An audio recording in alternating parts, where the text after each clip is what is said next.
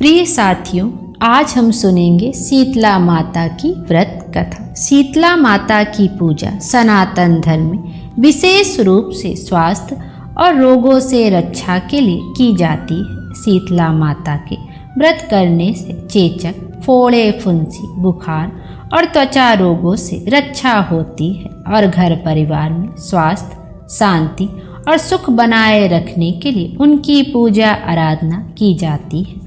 बच्चों की लंबी उम्र और रोगों से बचाव के लिए माता शीतला की आराधना की जाती है और गांव और परिवारों में महामारी और बीमारी से रक्षा के लिए भी उनकी पूजा की परंपरा है। माता शीतला को हमेशा बासी भोजन का भोग लगाया जाता है, जिसे कि बसोड़ा भी कहा जाता है। शीतला माता आरोग्य की देवी हैं। शीतला माता की कृपा प्राप्त करने के लिए आइए हम सुनते हैं शीतला माता की व्रत कथा। और आप सब भी कमेंट में शीतला माता की जय अवश्य लिखिएगा। एक बार शीतला माता ने सोचा कि चलो आज देखूं कि धरती पर मेरी पूजा कौन करता है, कौन मुझे मानता है। यही सोचकर शीतला माता धरती पर राजस्थान के डुगरी गांव में आई और देखा कि इस गांव में मेरा मंदिर नहीं है और ना ही मेरी पूजा होती है। माता शीतला गांव की गलियों में घूम रही थी। तभी एक मकान के ऊपर से किसी ने चावल का उबला पानी यानी कि मांड नीचे फेंका। वह उबलता पानी शीतला माता के ऊपर गिरा, जिससे शीतला माता के शरीर में फफोले छाले पड़ गए। शीतला माता के पूरे शरीर में जलन होने लगी। शीतला माता गांव में इधर उधर भाग भाग के चिल्लाने लगी, अरे मैं जल गई, अरे मैं जल गई, मेरा शरीर तप रहा है, जल रहा है, कोई मेरी सहायता करो। लेकिन उस गांव में किसी ने शीतला माता की सहायता नहीं की। वहीं अपने घर के बाहर एक कुम्हारन महिला बैठी थी। उस कुम्हारन ने देखा कि अरे यह बूढ़ी माई तो बहुत जल गई है, इनके पूरे शरीर में तपन है, इनके पूरे शरीर में फफोले पड़ गए हैं, यह तपन सहन नहीं कर पा रही है। तब उस कुम्हारन ने कहा, हे माँ तू यहाँ आकर बैठ जा, मैं तेरे शरीर के ऊपर ठंडा पानी डालती हूँ। कुम्हारन ने उस बूढ़ी माई पर खूब ठंडा पानी डाला और बोली, हे माँ मेरे घर में रात की बनी हुई राबड़ी रखी है, थोड़ी दही भी है, तू दही राबड़ी खा ले। जब बूढ़ी माई ने ठंडे ज्वार के आटे की राबड़ी और दही खाया तो उनके शरीर को ठंडक मिली। तब उस कुम्हारन ने कहा, आ माँ बैठ जा, तेरे सिर के बाल बहुत बिखरे हैं, ला मैं तेरी चोटी गूंथ देती हूँ। और कुम्हारन माई की चोटी गूंथने हेतु कंघी बालों में करने लगी। अचानक कुम्हारन की नज़र उस बूढ़ी माई के सिर के पीछे पड़ी तो कुम्हारन ने देखा कि एक आंख बालों के अंदर छुपी है। यह देखकर वह कुम्हारन डर के मारे घबरा कर भागने लगी। तभी उस बूढ़ी माई ने कहा, रुक जा बेटी, तू डर मत, मैं कोई भूत प्रेत नहीं हूँ, मैं शीतला देवी हूँ। मैं तो इस धरती पर देखने आई थी कि कौन मुझे मानता है, कौन मेरी पूजा करता है। इतना कहकर माता चार भुजा वाली हीरे जवाहरात के आभूषण पहने, सिर पर स्वर्ण मुकुट धारण किए हुए अपने असली रूप में प्रकट हो गई।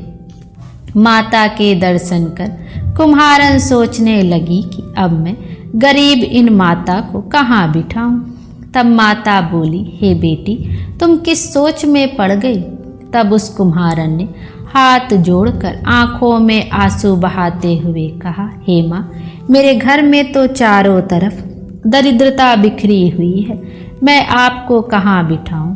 मेरे घर में ना तो चौकी है, ना बैठने का आसन ही है। तब शीतला माता प्रसन्न होकर उस कुम्हारन के घर पर खड़े हुए गधे पर बैठकर एक हाथ में झाड़ू, दूसरे हाथ में डलिया लेकर उस कुम्हारन के घर की दरिद्रता को झाड़कर डलिया में भर कर फेंक दिया और उस कुम्हारन से कहा, हे बेटी, मैं तेरी सच्ची भक्ति से प्रसन्न हूँ। अब तुझे जो भी चाहिए मुझसे वरदान मांग ले।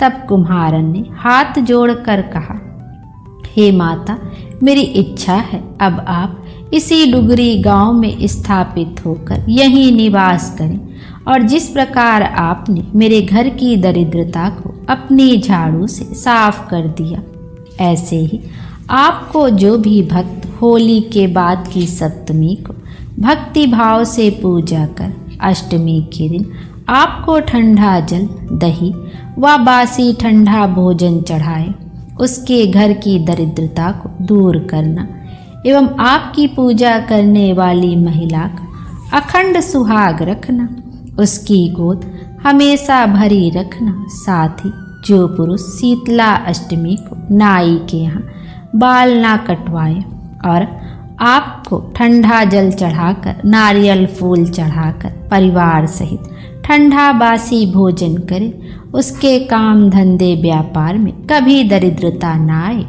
तब माता बोली, तथास्तु। हे बेटी, जो तूने वरदान मांगे हैं मैं तुझे सब देती हूँ। हे बेटी, तुझे आशीर्वाद देती हूँ कि मेरी पूजा का मुख्य अधिकार इस धरती पर सिर्फ कुम्हार जाति का ही होगा। तभी उस दिन से डुगरी गांव में शीतला माता स्थापित हो गई और उस गांव का नाम हो गया सील की डुगरी। प्रेम से बोले शीतला माता की जय।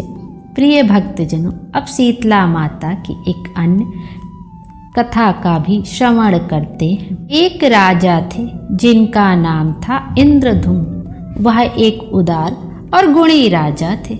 उनकी एक पत्नी थी जिसका नाम प्रमिला था और पुत्री का नाम था शुभकारी। बेटी की शादी राजकुमार गुणवान से हुई थी। इंद्रधुम्न के राज्य में हर कोई हर साल उत्सुकता के साथ शीतला अष्टमी का व्रत रखता था। इस बार उस उत्सव के दौरान शुभकारी अपने पिता के राज्य में भी मौजूद थी। इस प्रकार उसने शीतला अष्टमी का व्रत भी रखा, जो शाही घराने के अनुष्ठान के रूप में मनाया जाता है। अनुष्ठान करने के लिए शुभकारी अपने मित्रों के साथ झील के लिए रवाना हुई। इस बीच वे झील की तरफ जाते वक्त अपना रास्ता भटक गई और सहायता मांग रही थी। उस समय एक बूढ़ी महिला ने उनकी मदद की और झील के रास्ते का मार्गदर्शन किया। उन्होंने अनुष्ठान करने और व्रत का पालन करने में उनकी मदद की। सब कुछ इतना अच्छा हो गया कि शीतला देवी भी प्रसन्न हो गई और शुभकारी को वरदान दे दिया। लेकिन शुभकारी ने देवी से कहा कि वह वरदान का उपयोग तब करेगी जब उसको आवश्यकता होगी या वह कुछ चाहेगी। तब जब वे वापस राज्य में लौट रही थी, शुभकारी ने एक गरीब ब्राह्मण परिवार को देखा जो अपने परिवार के सदस्यों में से एक की सांप के काटने की वजह से मृत्यु का शोक मना रहे थे। इसके लिए शुभकारी को उस वरदान की याद आई जो शीतला देवी ने उसे प्रदान किया था और शुभकारी ने देवी शीतला से मित्र ब्राह्मण को जीवन देने की प्रार्थना की। ब्राह्मण ने अपने जीवन को फिर से पा लिया। यह देखकर और सुनकर सभी लोग शीतला सप्तमी और अष्टमी व्रत का पालन करने लगे और पूजा के महत्व और शुभता को समझा। सभी ने हर साल व्रत का पालन दृढ़ता और समर्पण के साथ करना शुरू कर दिया। प्रेम से बोले शीतला माता की जय।